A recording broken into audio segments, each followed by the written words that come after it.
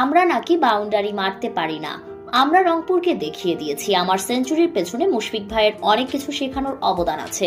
Match শেষে রংপুরকে হারিয়ে মুশফিককে প্রশংসায় ভাসিয়ে সংবাদ মাধ্যমে একই বললেন নাইম শেখ। বিপিএল এর চলমান একাদশ আসরে ধারাবাহিকভাবে পারফর্ম করে চলেছেন নাইম শেখ। বৃহস্পতিবার রংপুর রাইডার্সকে বড় ব্যবধানে হারিয়ে আসরে পঞ্চম জয় তুলে নিয়েছে মেহেদী হাসান মিরাজের খুলনা।